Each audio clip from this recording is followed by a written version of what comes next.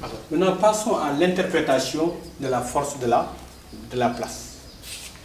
Considérons un conducteur, tout simplement, rectiligne, parcouru par un courant d'intensité I.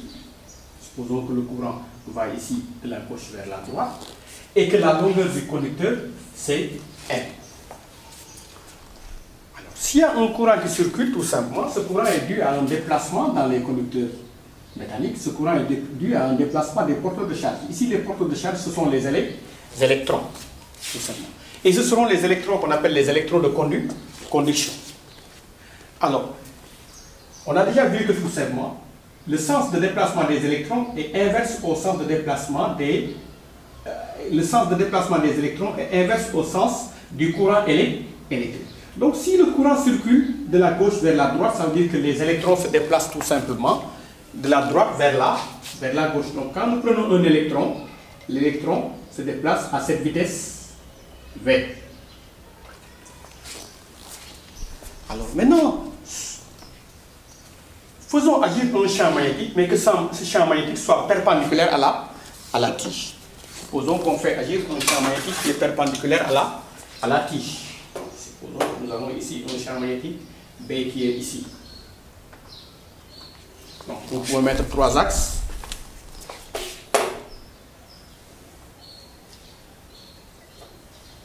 On peut mettre, si on veut, l'axe des Z ici. L'axe des Y ici.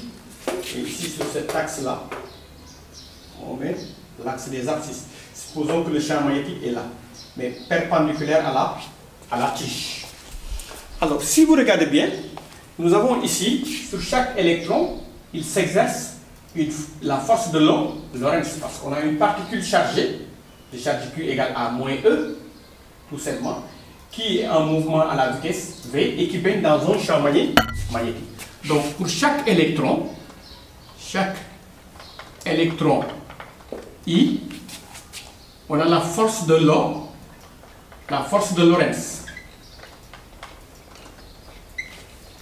Fi égale QV vectoriel B. Donc, c'est égal à moins E V vectoriel B. Alors, si nous cherchons la résultante de toutes les forces de Lorentz qui s'exercent sur les électrons, soit F est la résultante des forces de Lorentz,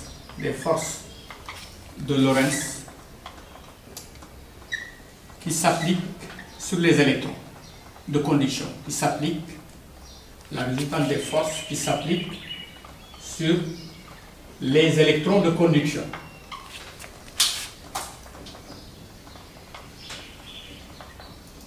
Les électrons de conduction.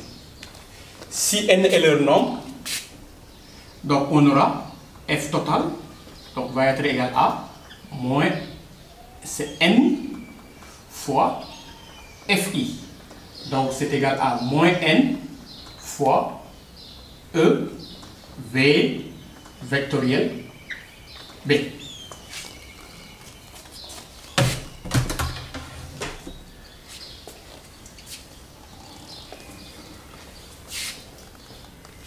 N, c'est le nombre d'électrons de conduction. Nombre d'électrons. Alors, si on se rabat sur l'intensité d'un courant, c'est égal à combien? Quand le courant est constant, I égale à combien? N fois la charge portée par chaque particule sur la durée delta de T. Or, Q ici égale à moins E, donc ça nous fait N fois E sur combien? Sur la durée delta de T. L'intensité du courant électrique, c'est la quantité d'électricité qui traverse chaque section du conducteur par unité de temps. Donc I égale NE sur delta de T. Donc à partir de là, on tire tout simplement que N fois E égale à combien?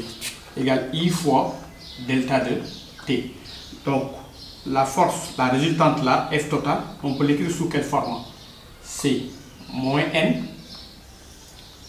E V vectoriel B, c'est ça qu'on avait, donc égal à combien? On remplace NE par I fois delta de T, ça fait moins I fois delta de T, V vectoriel B.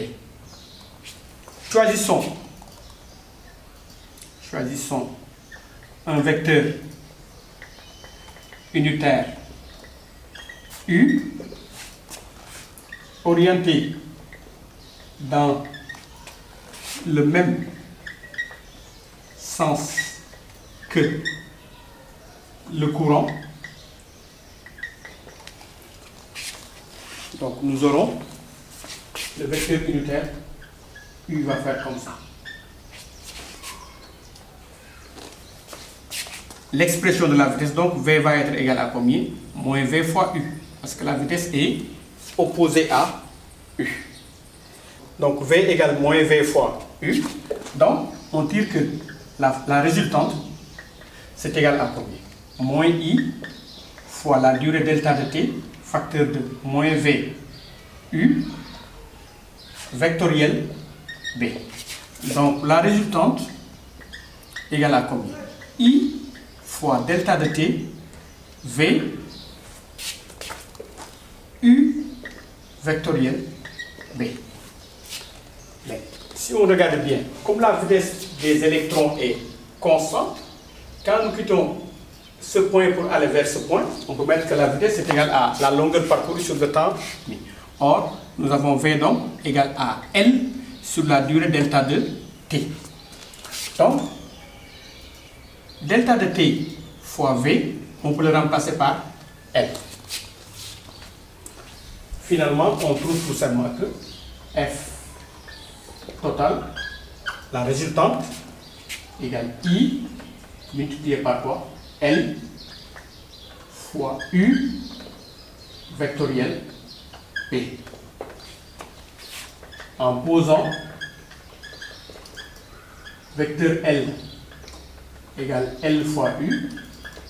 Donc c'est un vecteur de norme L, la longueur du brin actif, donc la partie qui est parcourue par le courant et qui baigne dans le champ magnétique, LU, n'est-ce pas? U est un vecteur unitaire orienté dans le sens du courant. Donc on a L égale LU. Et finalement, on peut dire que tout simplement, la résultante de toutes ces forces est égale à I fois L vectoriel B. Ce qu'on a vu. Et ça c'est quoi? Ça c'est la force de la... Ça c'est la force de la place. Donc la résultante des forces de Lorentz, la résultante des forces de Lorentz sur les électrons de conduction tout simplement nous donne la force de la place. Donc la force de la place, c'est la résultante des forces de Lorentz appliquées aux électrons de conduction.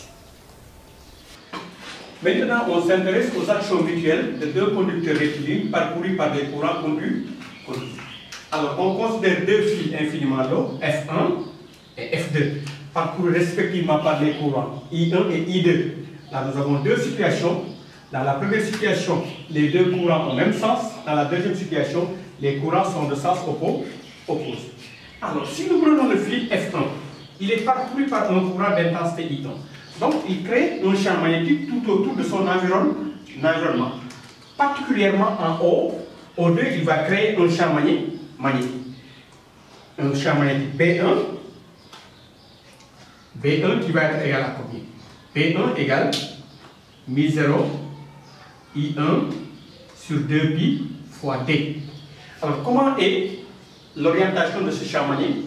En utilisant les règles d'orientation habituelles comme la règle du bonhomme d'Ampère ou bien la règle de la main droite, nous avons le courant qui est ascendant, qui circule vers le haut. Nous cherchons le champ magnétique au point O2, donc je dispose ma main comme ça, la paume dirigée vers ce point-là. Le pouce m'indique tout simplement le nord.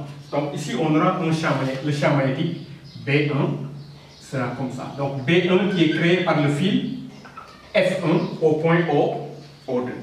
Alors, dans quelle situation se trouve maintenant le fil I2? Nous avons le fil I2 qui est parcouru par un courant I2. et maintenant qui baigne dans un champ magnétique. Donc le fil I2 sera soumis à une force, tout simplement, qui est la force de la place. Un conducteur rectiligne parcouru par un courant et qui baigne dans un champ magnétique, qui sera soumis à une force de la place telle que F2. F2 va être égal à combien? Ce sera I2 L vectoriel, il baigne dans le champ magnétique B1.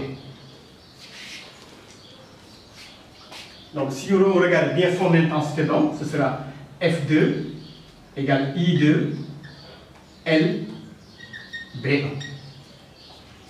Et là, nous obtenons qu'en remplaçant B1 par sa valeur, nous aurons F2 égale I2 L multiplié par mu0 I1 sur 2pi D.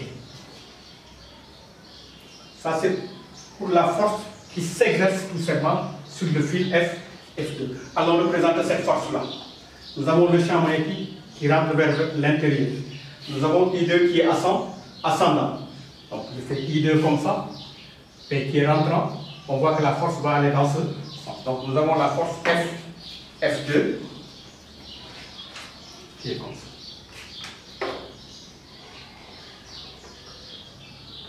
F2. Force de la place. Alors de même, le fil I2 étant parcouru par un courant d'intensité I2 crée un champ magnétique en O1. Ce champ magnétique, nous allons le noter B2. Et B2 aura pour expression B2 en O2, ce sera mu0. Il est créé par le courant I2 sur 2pi D. Donc on aura ici un champ magnétique. Maintenant, l'orientation de ce champ magnétique, on voit que le courant I2 est ascendant. On cherche le champ magnétique ici. Donc on voit que B2 sera représenté par un point. Donc nous avons ici le champ magnétique B2 créé par le fil I2 au point O1. Son intensité est là. Et maintenant, la force F1 à laquelle est soumise maintenant le fil I1, parcouru par le courant I1, baignant dans le champ magnétique B2 créé par ce fil. Donc F1 va être égal à combien? I1, le courant I1, L vectoriel B. Et son intensité, ce sera F1 égale I1 L B. En remplaçant B2 par sa valeur, on aura F1 égale mu0 I2 I1 mu0 I2 L B sur 2pi D.